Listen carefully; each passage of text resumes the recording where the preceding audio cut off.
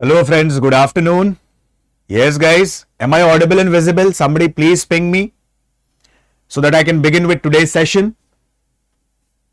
Yes guys, am I audible and visible?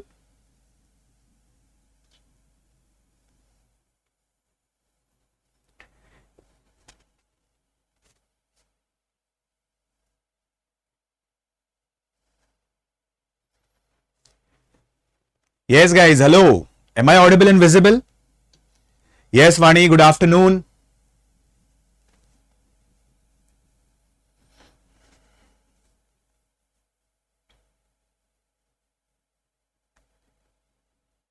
Okay, thanks a lot Vani.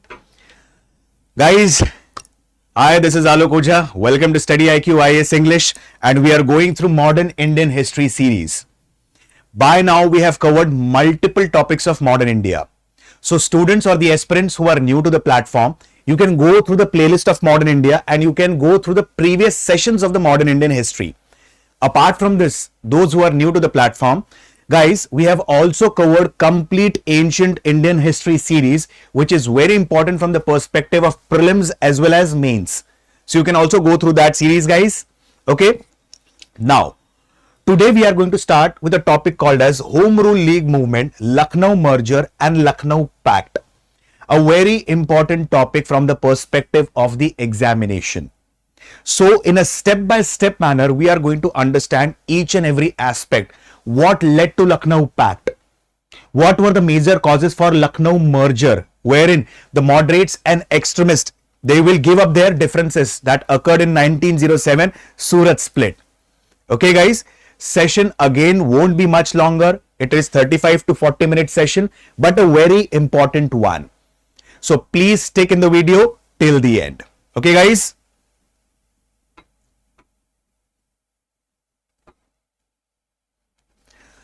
So now, Home Rule League movement. Who is considered as the pioneer for Home Rule League movement? Yes guys, any guesses? A very famous lady. She is the first lady to preside over the session of Indian National Congress. Guys, please do not get confused. I have said she is the first lady to preside over the session of Indian National Congress. I didn't say that she is the first Indian lady to preside over the session of Indian National Congress. Yes, guys, you get it right. It is Annie Besant. So, Home Rule League movement. Now, let's understand about the Home Rule League movement. Like basically, although Home Rule League, it started around 1916. But the genesis actually had been created from 1908. How? Now, as we had studied previously, Swadeshi movement. The call for Swadeshi movement was taken in 1905 Banaras session of Indian National Congress. And initially, it was decided that Swadeshi movement would just be confined to the region of Bengal. But extremist leaders played a very major role in sensitizing the masses throughout India. And Swadeshi movement, it became a pan-India movement. It spread throughout the country and it engulfed different parts of India, particularly Bengal, Delhi, Punjab, Kangra, Madras Presidency, United Provinces, Bombay Presidency, and so on. As we had studied earlier, Britishers have always played the card of suppressing one particular section. So, now Britishers offered a bait of fresh reforms and they were in the form of Morley-Minto reforms. So by this, they got moderates on their side and now they came up heavily on the extremist. Aurobindo Ghoshji, he retired from the active politics and set up an Auroville ashram at Pondicherry. Bipin Chandra Palji, he retired from the active politics. Bal Gangadhar Tilakji, particularly, he was sent to Mandalay jail for the next 6 years, finally to be released in 1914. So the span between 1908 to 1916, or rather than saying 1916, we can say 1914, people had accepted slavery as a part of their life. And now, particularly, wartime miseries had exposed the racial superiority. How? Let's understand. Correct. I'll give you a small example to connect the things. Although the World War I, it began in 1914, but the roots of the World War I had already been started. How? Now, particularly, there were two major countries who were having a strong command, who were having a strong hold over the ocean trade, and it was Britain and France. Guys, pay attention carefully, a very important concept. Britain and France had a strong command over the oceanic trade. At that particular point of time, Germany said the future of trade lies in water. And Britain initially had followed the policy of splendid isolation. What is splendid isolation? They just focused on the trade and they never focused on what Germany said. But later on, Germany started building up alliances. On one hand, we had Germany, Hungary, Austria, and Turkey. Now, Britishers were forced to make an alliance with France and Russia. So here we had whom? Germany, Austria, Hungary, and Turkey. On the other hand were Britain, France, and Russia. And there began the scenario for the World War I. And when there was a scenario for World War I, you can imagine at that particular point of time, India was going through food shortage. Already India was being plagued by different epidemics. Already there was food shortage in India. There was reduction in 7%, particularly what we say subsistence crop. And there was increase in the commercial crop. At this particular point of time, what happened? World War I began in Europe. And when World War I began in Europe, the resources of India were being diverted. And when the resources of India were being diverted, already there is shortage of food supply in India. And there is high demand for it. What will happen? It will lead to increase in the prices. It will lead to inflationary situations in the country. And this is what happened. And what were these European countries fighting for? They were fighting the brutal game of imperialism in the name of racial superiority. The span from 1908 to 1914, people had accepted the slavery as a part of India, as a part of their life. And in that case, there was a lady whose original name is Annie Wood, later on referred as Annie Frank Besant.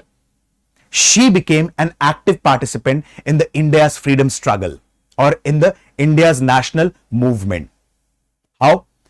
Annie Wood, she was born in London, and after her birth, just 5 years after her birth, her father passed away. Like there's a lady referred as Ellen Marriott. She sponsored the education of Annie Besant. And Annie Besant, she is considered as a British socialist, theosophist, Fabianist, and so on.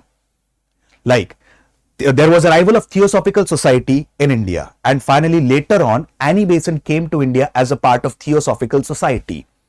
And later on she got involved in many sorts of philanthropic activities and freedom struggle in India. Now, in 1914, finally, Bal Gangadhar Tilak ji, he was released from the jail. As we have discussed earlier, in 1908, Bal Gangadhar Tilak ji, he was imprisoned for 6 years. And finally, in 1914, he was released from the jail.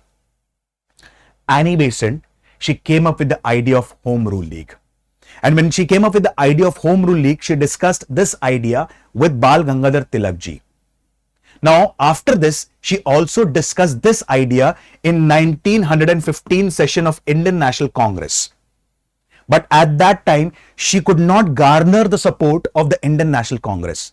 In fact, Indian National Congress said that you can start your Home Rule League and we will support you in the educative propaganda. Now, what is educative propaganda? In particular, specifically speaking, Annie Besant had two major newspapers. That is New India and Commonweal. Please do not get confused between the Young India and the New India, guys. Okay, Young India is the newspaper of Mahatma Gandhi and New India is the newspaper of Annie Besant. So, educative propaganda here specifically means like Annie Besant is going to highlight the exploitative character of the British rule through her newspapers. And Congress actually supported that. But initially, Congress directly did not support Annie Besant in the Home Rule League movement. At this point of time, particularly, it is believed that Annie Besant got the support of Bal Gangadhar Tilak ji. Now, the first question that arises in the mind of every aspirant, if both Annie Besant and Bal Gangadhar Tilak ji are starting the Home Rule League movement parallelly, why didn't they started working together? Correct? They could have worked together. But the point majorly here is the working pattern of Bal Gangadhar Tilak ji is quite different in comparison to the Annie Besant. So Bal Gangadhar Tilak ji assured Annie Besant that 100% I'm going to provide you the support. But here I'll start my own parallel home rule league. Correct? Now, there were two major leagues that were being started and they worked parallelly to each other. One league was of Bal Gangadhar Tilak ji, which was started in September 1916. Sorry, it was started in April 1916. It is not September, guys. It is April 1916. And the other league was of Annie Besant, which was started in September 1916. Bal Gangadhar Tilak ji, he started his league from Belgaum in Karnataka and the headquarters was in Pune. Correct? Bal Gangadhar Tilak's league had 6 branches except Bombay. Okay? And the major demands of Bal Gangadhar Tilak's leagues were majorly 3. First, Swaraj. Now pay attention carefully because the working pattern of Bal Gangadhar Tilak ji to an extent will change a bit now. How? If you remember, guys, in the formation of Indian National Congress, we had studied one thing. Bal Gangadhar Tilak ji is said as, or he's basically an extremist leader. And he said that Swaraj is my birthright and I will have it. In Marathi, we go like, Swaraj हा माझा जन्मसिद्ध अधिकार आहे आणि मी ते मिळवूनच राहणार. Correct? So what was Swaraj at that time? Swaraj at that time particularly was complete independence, not self-government. But as a part of Home Rule League movement, as the name suggests, Swaraj here is self-government, even as per Bal Gangadhar Tilak ji. What is self-government? We had discussed in quite depth and detail previously. Like, we would be free to choose our own dignitaries. But these dignitaries would be working under whom? They would be working under the British Crown. Correct? So, Bal Gangadhar Tilak ji now changed from complete independence to self-government. Second major aspect, formation of states on linguistic basis. Why formation of states on linguistic basis? Again, a question that crops up in the mind of every aspirant, that it would create a regionalism. Correct? No. How? If the states are formed on linguistic basis, the first major thing what will happen? There would be local leaders who will crop up. And when the local leaders will crop up, they have a good connect with the people at the grassroots level. Because majorly they will speak the same language. And it becomes quite easier for the local leaders to, what we say, sensitize the masses in the same language. Secondly, it will promote a regional identity, which will not create the feeling of regionalism. Particularly, it will lead to establishment of national unity or nationalism. Correct? And the third, education in vernacular. As I have told you right from the start itself. Okay, guys? As I have told you right from the start itself, like Britishers were not at all interested in educating the Indians. Correct? Now, initially, there were two dissenting opinions on how to educate the Indians. So, there was a controversy which is referred as Anglicist-Orientalist controversy.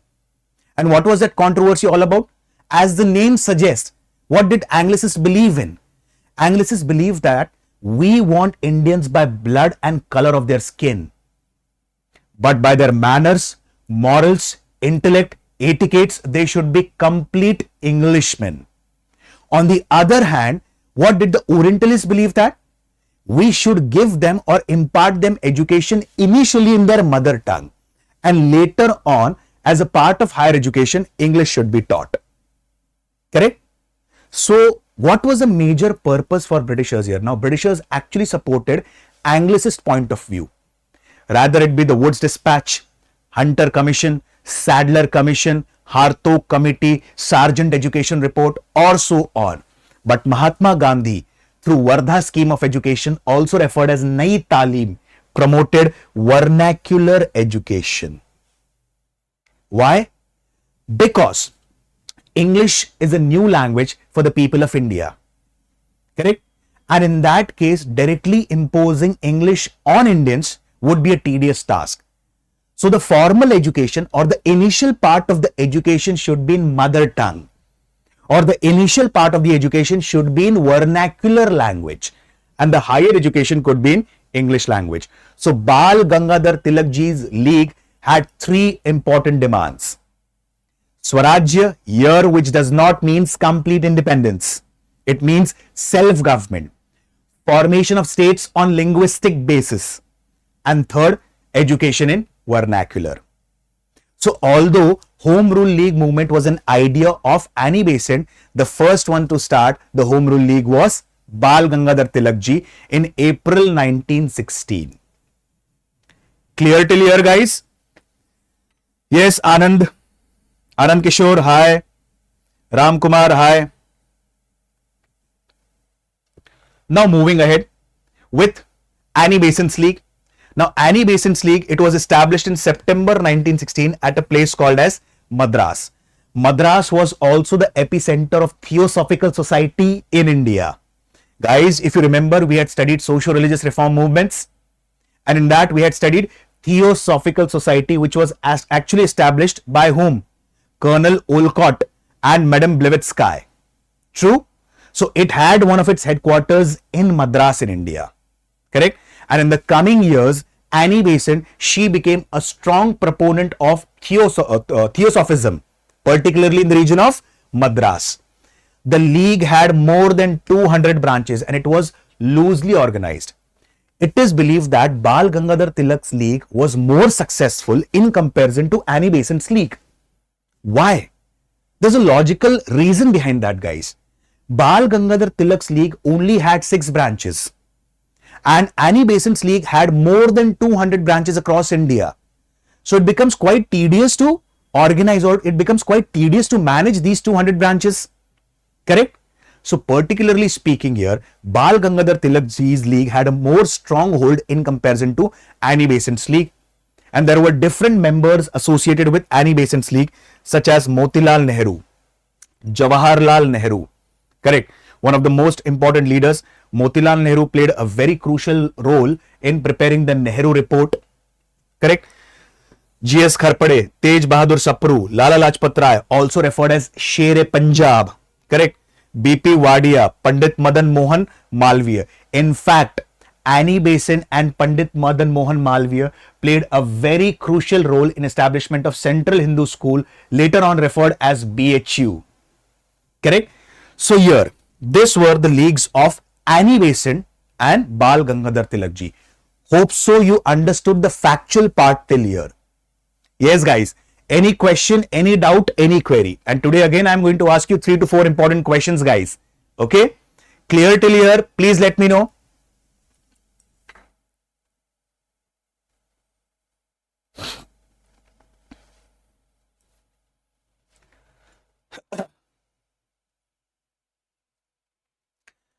Yes.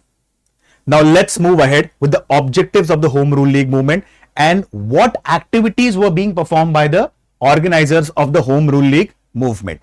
First thing, to establish home rule or self-government. As I have just explained you guys. Correct? In the end, I'll ask you one thing. First thing, self-government. What is self-government? Self-government basically means we do not want complete independence. We would be free to choose our own dignitaries, but these dignitaries would be working under the British Parliament or the British Crown. These are the common demands, okay guys, of Bal Gangadhar Tilak's league and of the Annie Besant's league. Apart from this, to build an agitation for home rule by promoting political education and discussion. Guys, I'll give you a small example about this. As I've told you, the period from 1918 to 1914 was a sort of political vacuum in the nation. And people had accepted British yoke or British rule as a part of their life. So now again, we need to create a new enthusiasm among the people. And the best way to create a new enthusiasm or nationalism or sensitize the masses is through newspapers. Correct? Like I'll give you one of the small examples. Like in the previous session, I had given you example about Bal Gangadhar Tilak ji, that in 1897, Bal Gangadhar Tilak ji, He wrote an article in his newspaper called as Kesari, and this article is referred to Chhatrapati Shivaji Maharaj Ji. And that article was what? Shivaji's utterances. And in that article, it is believed that he said that Chhatrapati Shivaji Maharaj Ji, he woke up from a heavenly sleep and he saw the condition of India at that time. And he gave the entire blame of this condition on India on whom? The Britishers. And at that time, the country was going through the situation of famines. And at that time, it is believed that in 1897, Bal Gangadhar Tilak Ji was imprisoned. Why? Because as soon as he wrote the Shivaji's utterances article in his newspaper Kesari, what happened? The plague commissioner W.C. Rand of Pune, he was being assassinated. Correct? So one of the major roles that basically means what? One of the major roles is being played by the newspapers, the print media, and sensitizing the masses that you guys are being politically exploited. So here again promote the political education to build up the confidence of the Indians, to break the existing stagnation. As I have told you previously, people had accepted the slavery as a part of their life. People had completely accepted the British rule, and the time is ripe now. Can you observe one thing, guys? Correct? Isn't this the similar strategy that is being adopted by the moderate leaders? Correct? And although Bal Gangadhar Tilak Ji is an extremist leader, correct? But self-government, gradual stage by stage independence, then prayer, protest and petition, sensitizing the masses, isn't this the same philosophy that is being followed by the moderates? So how are these philosophies getting successful now? There's a reason behind this. And what was that reason? The major reason is that since the people had seen the political vacuum for the 6 years, now they are ready for any sort of movement in the country. So although this was a strategy that was being adopted by the moderates, it seems a bit new to the people of India. Got it? To demand for greater political representation from the British government. Necessary. How? That we had seen particularly. I had given you an example previously. Like, as per Indian Council Act 1892, what happened? The minimum number of members in the Imperial Legislative Council would be 10 and maximum would be 16. And all of them majorly are indirectly elected. They are not directly elected. Apart from this, you can discuss the budget, but you cannot vote upon it. Now, in 1909 or Morley Minto reforms, the number of seats were increased by approximately 4 times. And we felt that Britishers are actually interested in delegating more powers to the Indians. Guys, this is nothing but what? Shadow rather than substance. They are actually not interested in delegating more powers to the Indians. How? Out of 60, 33 were nominated, 27 were elected, and among 27, 8 seats were reserved for Muslim through process of separate electorate, 6 for Zamindars, and 2 for British capitalists. Actually, only 11 seats are left. Correct? So, Britishers are showing something different and they are delegating something different. True. So, here actually these 33 nominated people are who? These are the people who are loyal towards Britishers. As I have told you, after 1914, all India Muslim League started working with Indian National Congress. But prior to this, what happened? Muslim League was also pro-Britishers because they believed that if we remain loyal to the Britishers, some or the other day, they are going to repay back us for our loyalty. So, in fact, this section was also loyal towards Britishers. And there were actually very few Indians in the Imperial Legislative Council. So, a very little political representation was given to the Indians. So, the demand here comes was greater political representation to the Indians. Okay. Hope so you understood, guys. Hope so the points are clear. I'm trying to elaborate each and every section so that the things become quite crystal clear for you. Yes, guys. Yes, SS. Hi.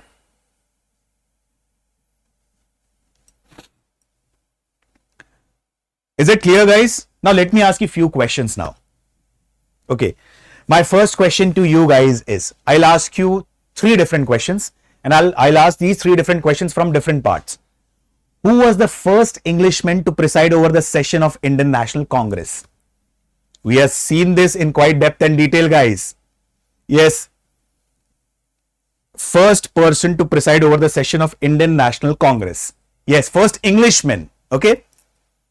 And let me give a small hint. Alan Octavian Hume was never the president of Indian National Congress. He was just a secretary to INC. Yes.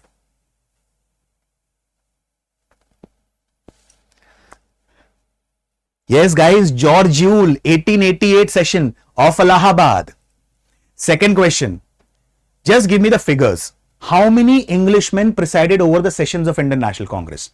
I'm not asking their names. Just tell me the figures. How many Englishmen presided over the sessions of INC? Yes. Yes, SS Pawan, very good. George Yule. 4 Englishmen, guys. 4 Englishmen, if you remember. George Yule, William Wedderburn, Alfred Webb, Henry Cotton. These were the 4 Englishmen who presided over the session of the INC. Correct, guys? Okay. My last question, one last question. Okay. And the question is, the call for Swadeshi movement was given in which session of Indian National Congress? Guys, sometimes there could be a question on the sessions of INC as well. Okay. Which session? I mean, which year and which place? Yes.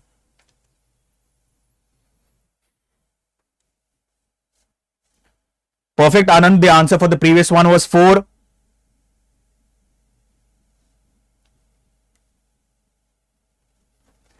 Yes, the guy's answer for this is 1905 Banaras session presided by Gopal Krishna Gokhale ji.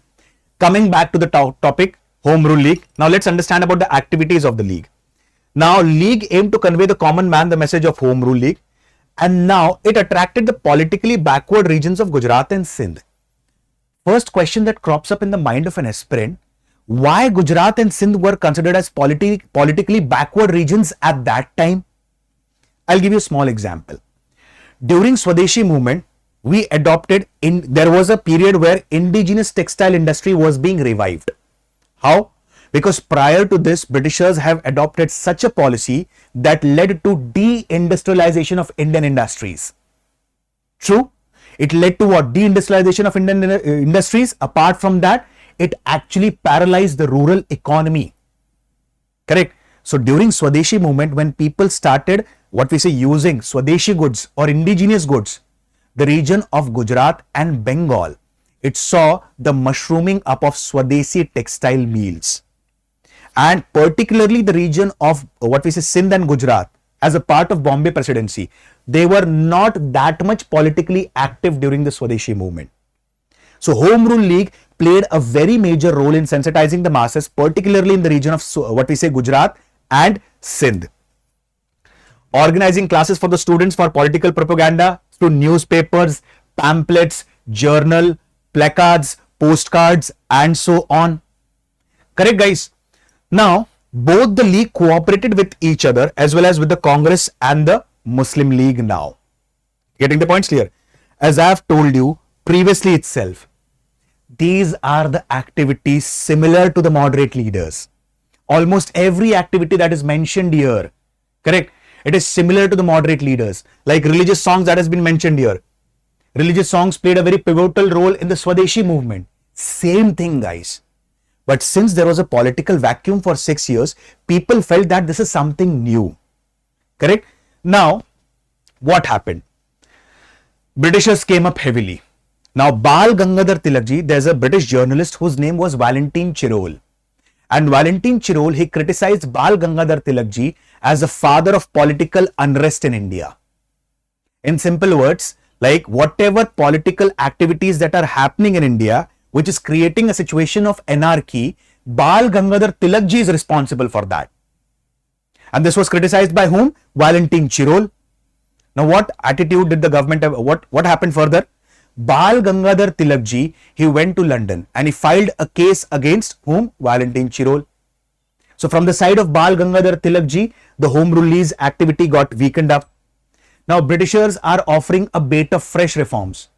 which will come in further years in the form of Montego-Chelmsford reforms, also referred as Government of India Act 1919.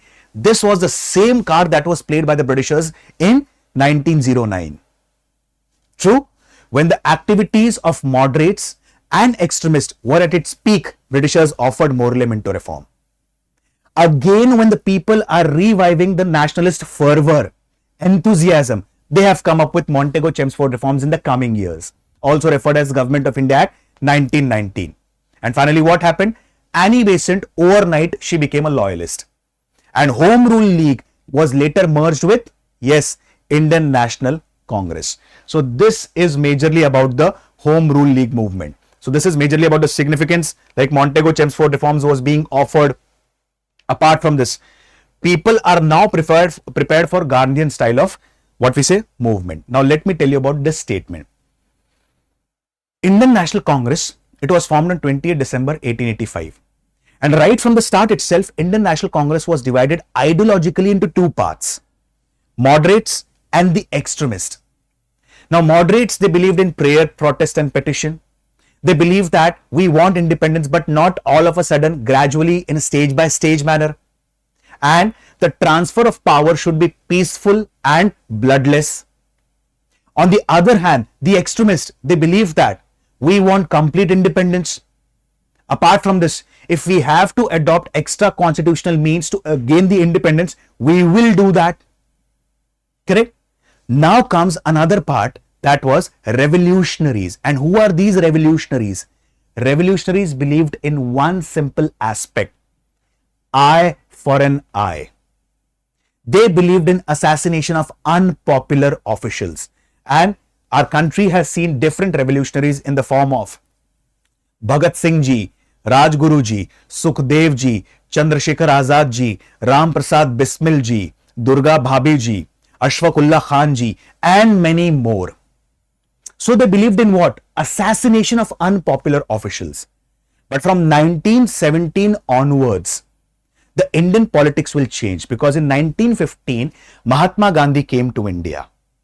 And for the first time, he tasted the fervor of Indian politics in 1917 Champaran Satyagraha. And from now onwards, the ideology of Indian National Congress would be driven by Gandhian ideology, which is based on twin pillars, Satya and Ahimsa. Truth and non-violence. Rather it be the non-cooperation movement, civil disobedience movement, or the Quit India movement in the further coming years. Hope so the points are clear, guys. Yes. Points are clear, guys.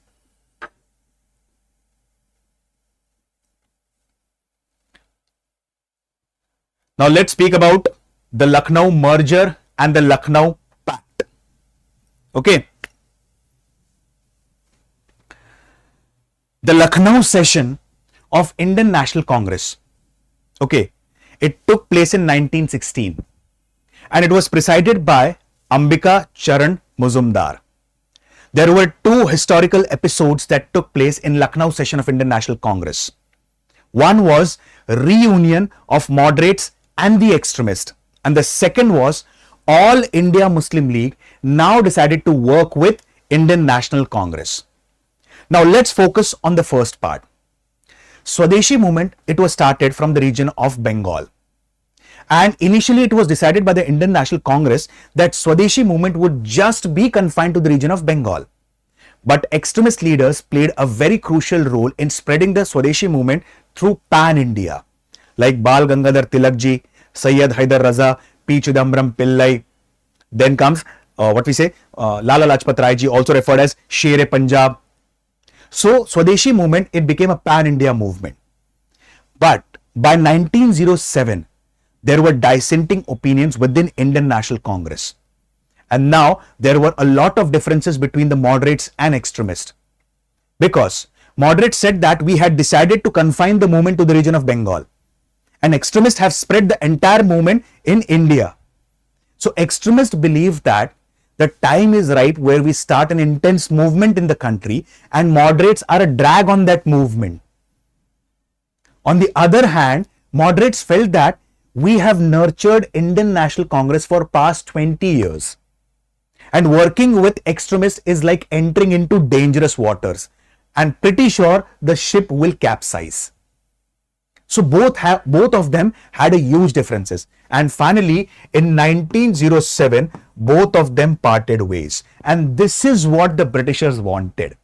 Why? As we have seen, the period from 1908 to 1914-15, it was a political vacuum in the nation. Correct? In 1916, Home Rule League, it played a very crucial role in sensitizing the nationalists of all the ranks in the country. Now they started believing that old controversies have become meaningless now. And everyone has seen the consequences of the split. It was the Indian National Congress that suffered. And it was the Britishers who gained. And they actually wanted this. So old controversies had become meaningless now. Bal Gangadhar Tilak ji, he has changed his working pattern. As we had discussed previously, his ideological perspective initially to an extent was quite radical. But now it is not that radical. Congress did not had a major leadership by now. Why? Because death of two important moderate leaders played a crucial role in that. Firoz Shah Mehta ji, also referred as Lion of Bombay, had a newspaper called as Chronicle. He has died by now. Gopal Krishna Gokhale ji, the political guru of Mahatma Gandhi, he had passed away. So Congress at this point of time was rendered leaderless. And they required a strong leadership base now. Correct? So finally, in Lucknow session of Indian National Congress, extremists and moderates, they forgot their previous differences and now decided to start working again together. And this, in the history of modern India, is referred as Lucknow merger of 1916. The session presided by Ambika Charan Mazumdar. Clear, guys? Any question? Now comes Lucknow Pact. Now let's understand in a step-by-step manner about the Lucknow Pact. Pay attention carefully. Now, as I've told you previously, now why All India Muslim League is now ready to participate with Indian National Congress in India's freedom struggle. As I've told you, or as we have discussed, like initially it was pro-Britishers. But how did the attitude of All India Muslim League change now? Correct? 1885 Indian National Congress was formed. And from the start itself, Sir Syed Ahmad Khan, he was a pro-Britishers. Although he did not form a parallel political party to Indian National Congress, but he asked the Muslim section of the Indian society at that time to stay aloof from the Indian National Congress. Why? Because Indian National Congress, as per him, is a party of politically elite Hindus. But the third session of Indian National Congress was held at Madras. And it was being presided by Badruddin Tayyabji, the first minority president. And with this, the number of Muslim delegates in Indian National Congress started increasing. In 1905, Lord Curzon announced the partition of Bengal. Now he wanted to attract a particular section on his side. So what did he say to the Muslim section? Why there is economic development of Hindus? Because there is a port in Calcutta.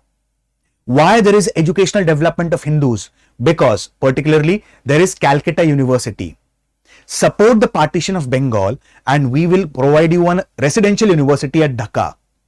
We will build up another port in the form of Chittagong port, presently located in Bangladesh.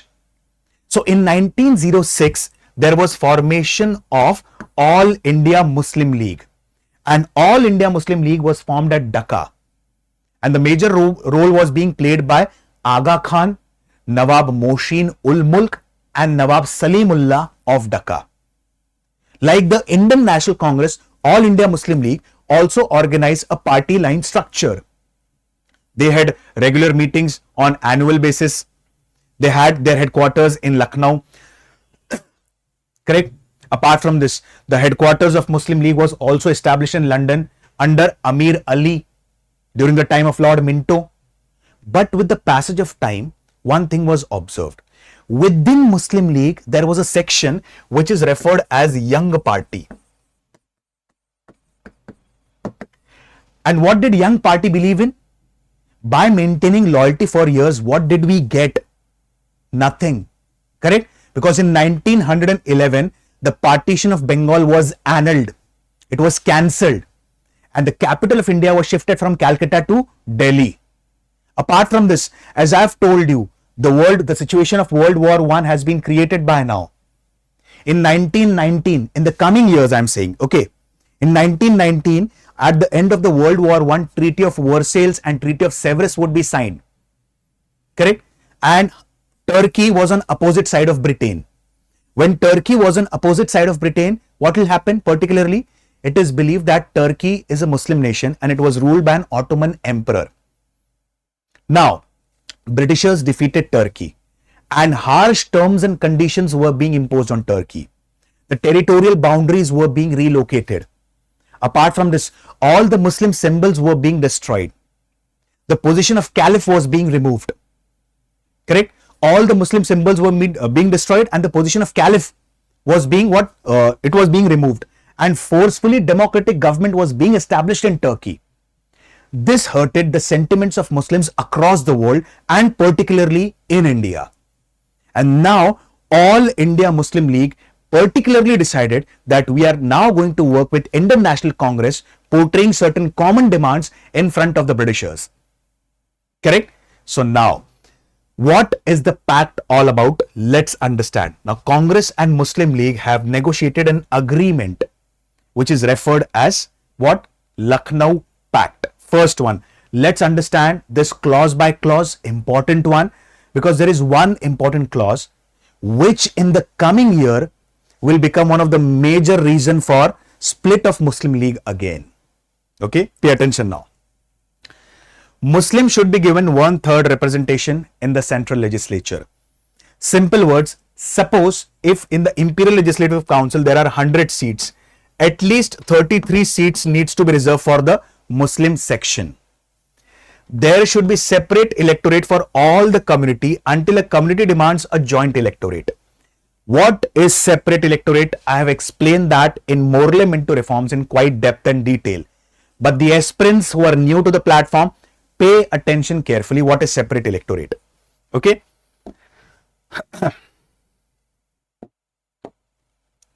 Suppose there is a constituency and in that constituency there are 100 what we say people.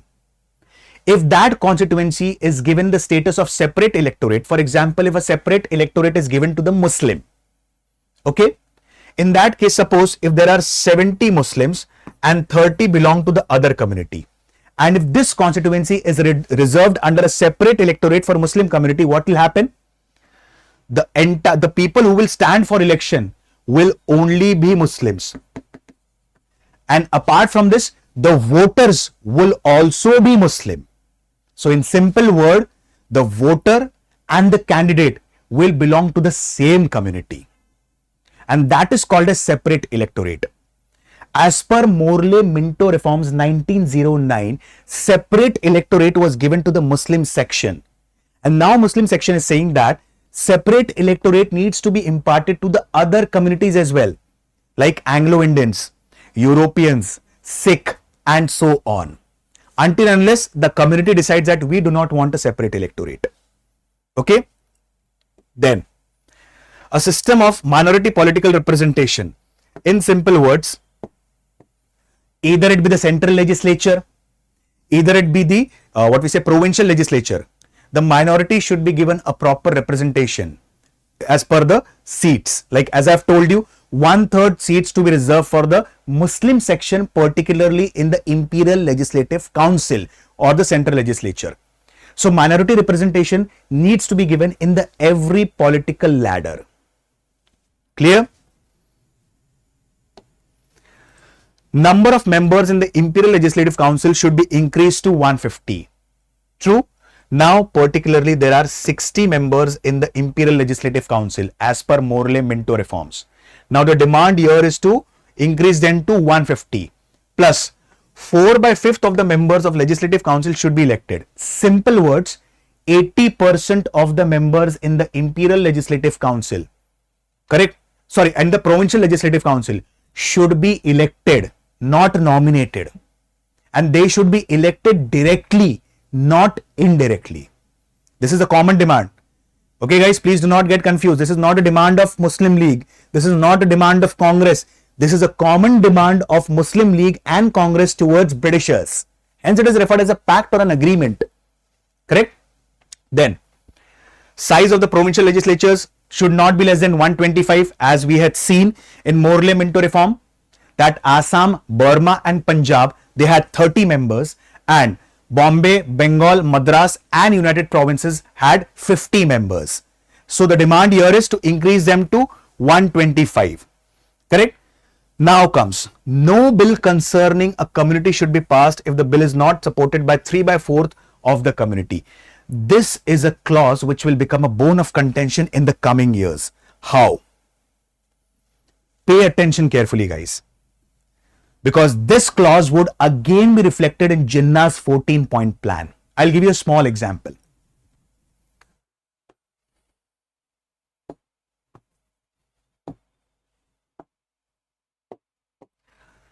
Suppose a particular clause needs to be made on, I'll give you a small example, a very small example for easier understanding of the concept. Suppose the concept of triple talaq, an example. Okay. Now, there are 100 members in the Imperial Legislative Council. Correct?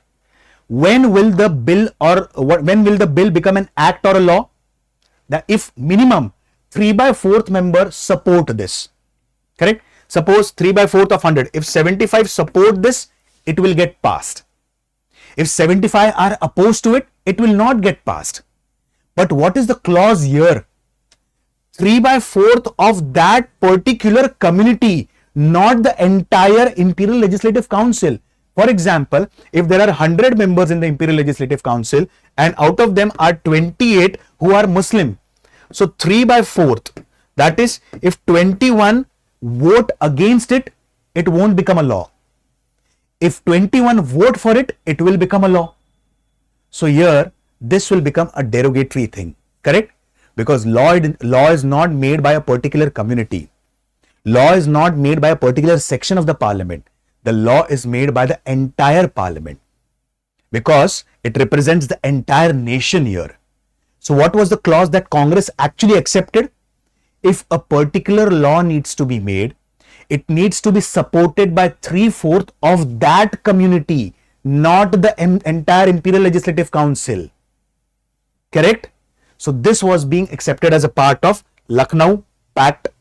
Then, term of Legislative Council should be 5 years. Apart from this, half of the member of Viceroy's Executive Council should be Indian. We had seen Viceroy's Executive Council, as per Indian Council Act 1861, had totally 6 members, and these 6 members had different portfolios under them, such as military, home, law, revenue, finance and public work.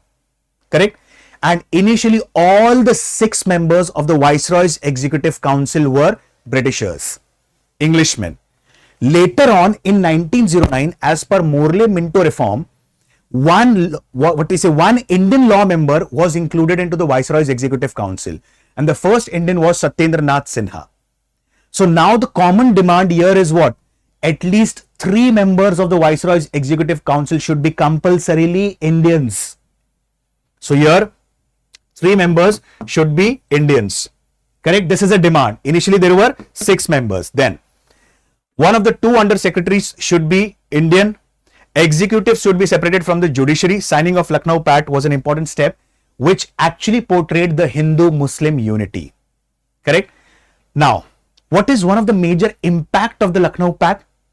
Now, initially, as I've told you, the Muslim League had a fear in their mind that Indian National Congress is a party of politically elite Hindus.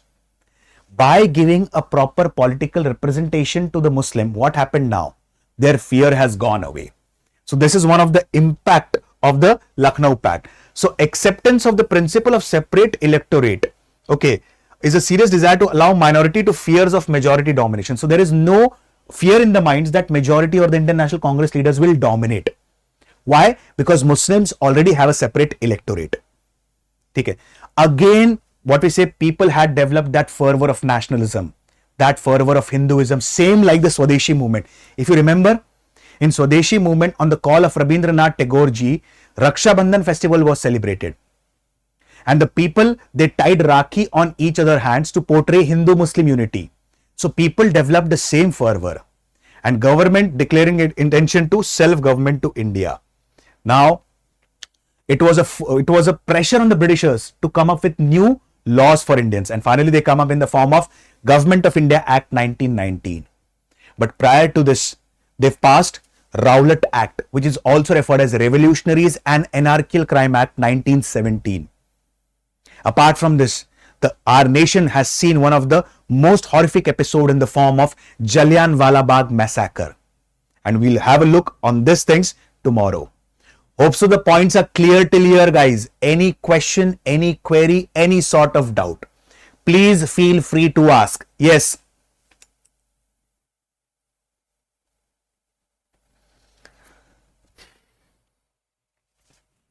Yes, guys, clear? So, guys, UPSC Sampurna batch, prelims to the interview guidance program. Like the date has been revised to 31st of March 2025. Apart from this, these are the specific features, prelims and the mains residential program. Then, rupees 11,000 reward to the top monthly performers. Full refund on clearing the fees. Full refund on clearing the prelims. Interview guidance program. And the prices start at a very minimal price of 9,999. To avail the benefits of these things, you can use my code that is flashing on your screen, Alok Live. Correct, guys? Hope so the points are clear till here. Tomorrow again we'll meet sharp at 1 p.m. with a new topic. For now onwards, guys, I'll stop my words for the day. Thank you and have a wonderful day.